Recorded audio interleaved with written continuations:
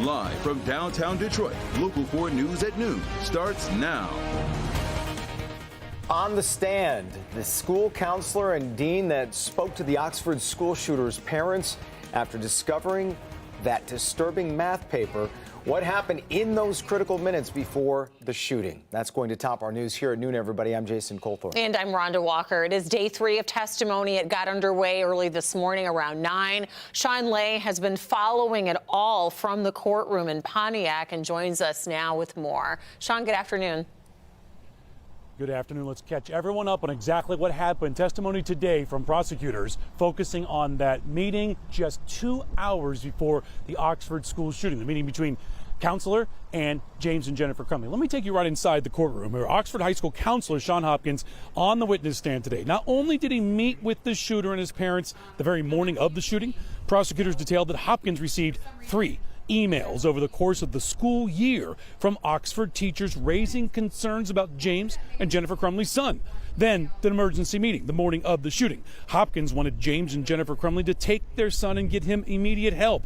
Both parents said they had to go back to work. So why would Hopkins and the dean of students, Nicholas Ejak, send him back to class?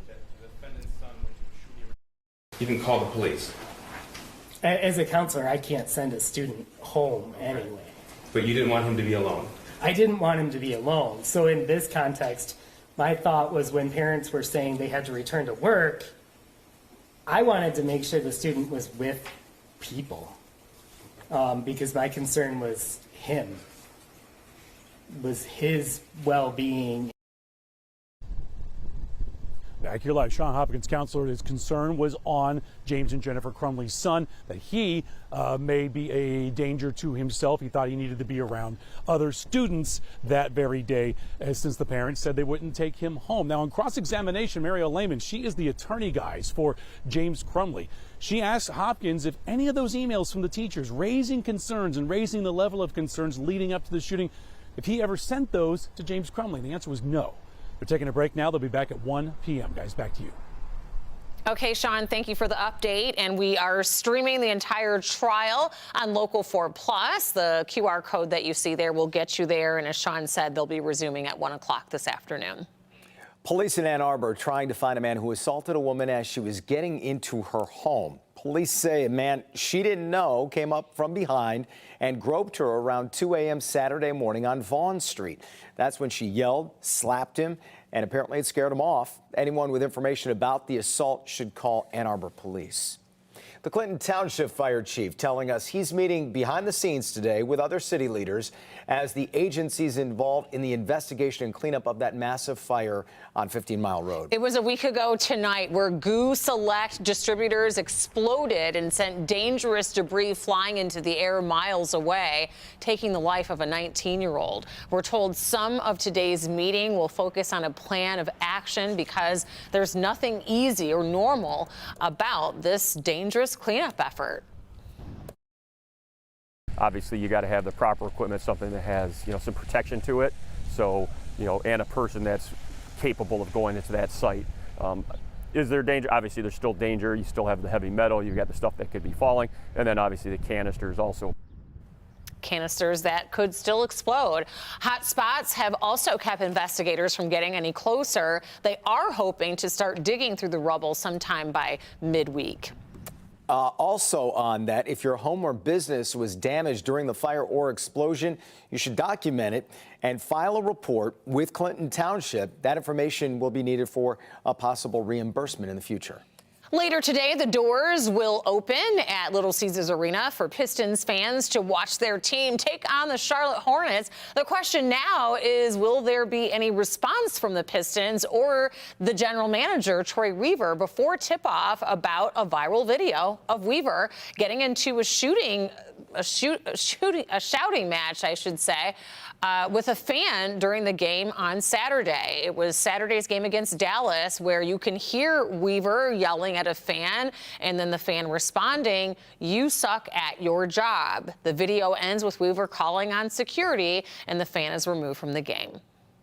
We are finally hearing from Kensington Palace about that apparently manipulated photo that Kate Middleton shared, and several major news agencies taking it down. Oh, it was quite the hubbub. All over a picture. The Princess of Wales apologizing today for any confusion related to the picture and her editing of it. It was the first official photo of Kate since she had unspecified abdominal surgery in January. NBC's Molly Hunter picks up the story from there. The British front pages today are certainly not what Kensington Palace wanted to see. Yesterday, across their social media platforms and all their channels, they posted what was meant to be a very sweet photo wishing this country Happy Mother's Day. It showed Kate, the Princess of Wales, seated with her 3 children. Well, very shortly after that was posted, eagle-eyed observers noticed that there seemed to be a little bit of manipulation, a little bit of inconsistency in some parts of the photo. Well, late last night, local time over on this side of the pond, major news photo agencies recalled the photos, saying that the photo did not meet their standards because of apparent manipulation. Well, then this morning, Kensington Palace posted another statement responding to the backlash, and I'm just going to read it for you. Like many amateur photographers, I do occasionally experiment with editing. I wanted to express my apologies for any confusion the family photograph we shared yesterday caused. I hope everyone celebrating had a very happy Mother's Day, signed C for Catherine, Princess of Wales. Now, yesterday, the photo was credited to Prince William. Today, Catherine now saying she edited it. So we have gone back to Kensington Palace to ask all of these questions. And what they still have not done is just release the original photograph. Molly Hunter, NBC News, Buckingham Palace.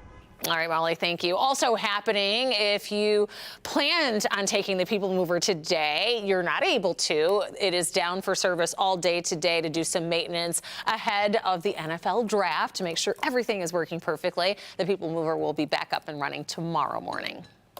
313 Day is Wednesday here in Detroit, and this year Local 4 is celebrating, and you are invited to the party. Yes, you don't want to miss this. We're honoring the heart and soul of Detroit on March 13th by hosting a party at Valade Park, and the whole family is invited. It's right there on Detroit's riverfront. You can drop by and enjoy free music and comedy and food. Just head over to clickondetroit.com for all the list of performers, and then just show up, join in on the fun. It gets underway at 3:13. Shocker. Yeah.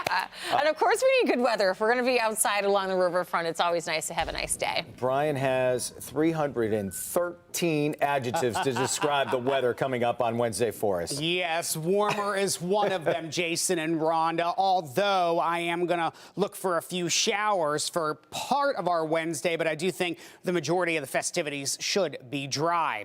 Tower cam over downtown Detroit, a stark difference from yesterday. Lots of sunshine, and we've started to warm things up very quickly as we've head into lunchtime. Up to 48 right now at Metro Airport, 45 in Pontiac, 46 in Grosse Ile, and 44 in Howe. We started off this morning upper 20s, lower 30s, and we're on our way into the 50s by the time we get to this afternoon. We have held on to just a little bit of high cloud cover in some places. Other than that, grab the sunglasses. That sunshine continues, but I'm also keeping an eye on the allergy forecast as well. Tree pollen in the moderate range today. Flowers and trees are starting to bloom, so allergy sufferers prepare for nice days like this. You may start to sneeze a little more over the next 2 to 3 weeks. Heading for the 50s by 2 o'clock this afternoon. We'll top out at 54 for a daytime high today before things get even warmer yet again tomorrow and rain moves in by the middle of the week. I'll break down what you can expect in your complete 4-1 forecast coming up in just a few minutes. All right, Brian.